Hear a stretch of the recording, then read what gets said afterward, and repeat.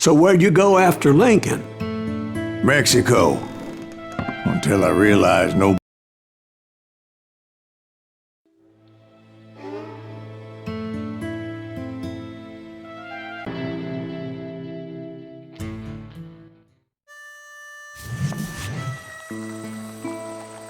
So was the bastard you were after now riding with the cowboys?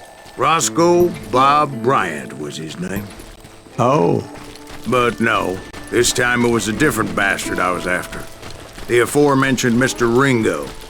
And yes, he was working for Old Man Clanton. I came upon them robbing a stagecoach, which wasn't surprising, being they were such murderous thieves and bastards. The bandits wore red scarves, so I knew they worked for the old man. Over there!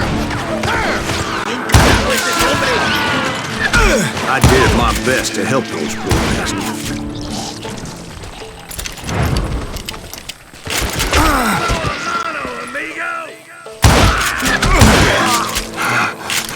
Moments later, the attackers were dead, and I checked the stagecoach to see how many passengers were still breathing.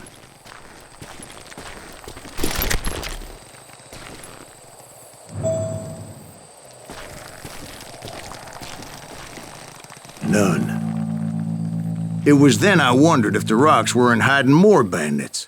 Was that all of them? Or did I just hit the rear guard? I quickly got my answer. They attacked from on high like Apaches often do.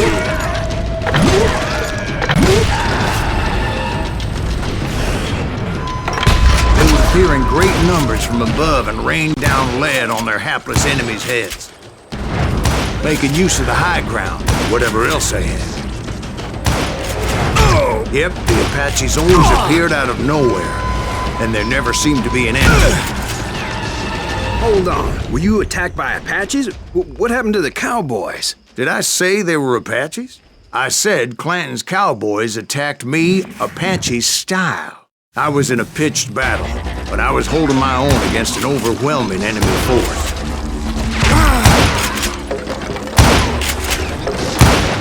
See, at the time, I was still pretty green and would often blunder into regrettable situations. But I just kept shooting at anything I could see up in those damn rocks. I didn't see Ringo, but I knew he was with the cowboys. He and Roscoe Bob had done me a dreadful wrong, and I was determined to have my revenge. But to get to Ringo, I knew I'd have to fight my way past these other assholes first.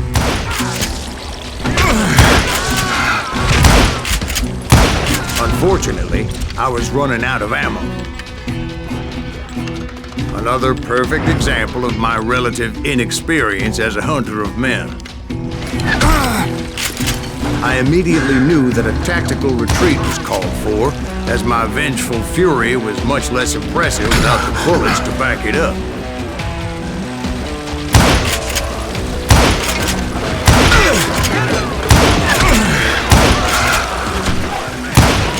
Finally, they managed to corner me. Trapped as I was, the odds of my survival seemed pretty slim. Luckily, serendipity was on my side as I suddenly spotted a way out of my predicament.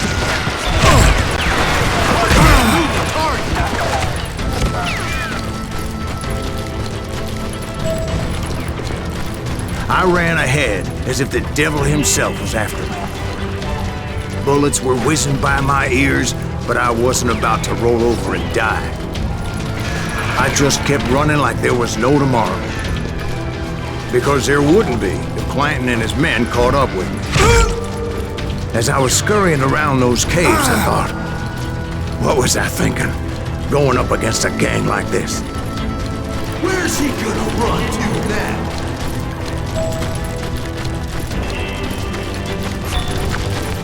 I just kept running, not knowing where the hell I was going.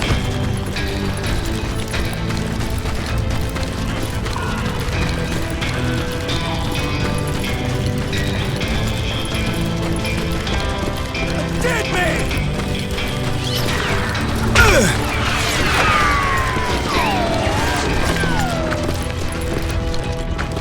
And that's when something miraculous happened.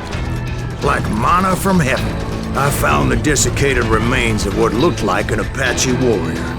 The old weapon next to him supplied me with some much-needed ammunition.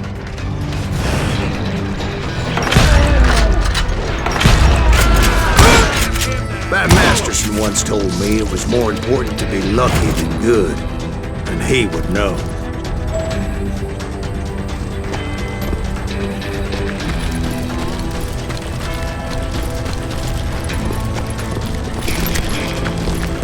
And imagine my surprise when I found a fistful of dynamite to go along with that ammo.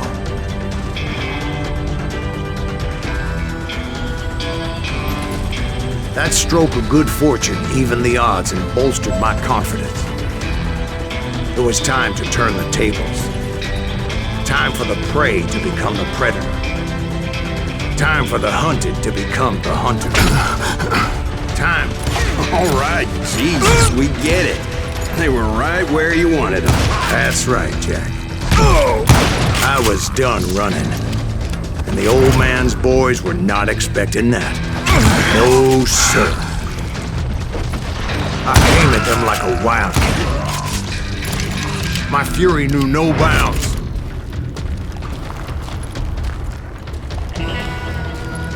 Kill him!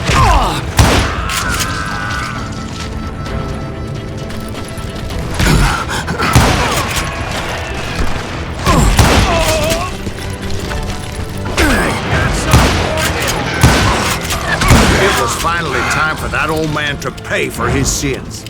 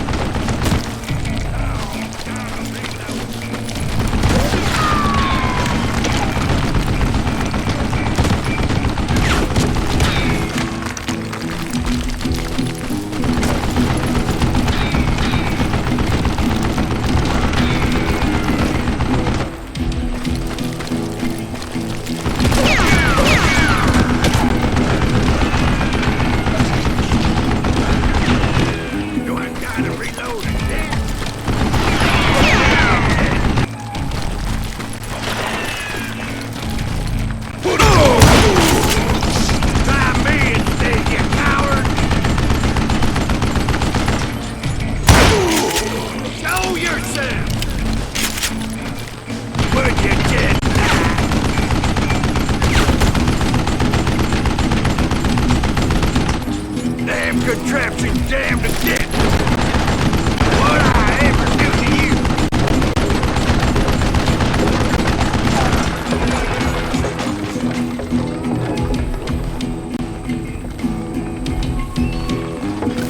Why are you so afraid to face me, huh? You stupid son of a bitch!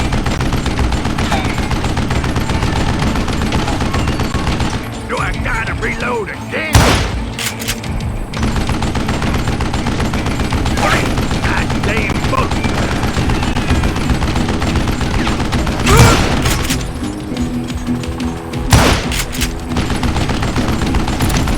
I don't know how you live this long.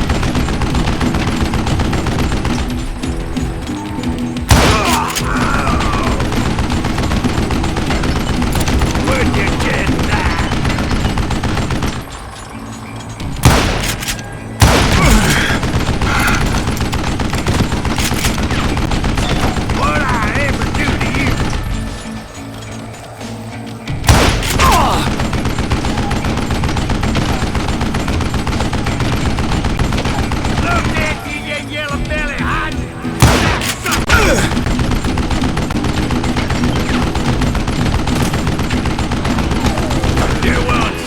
Zombie! Oh!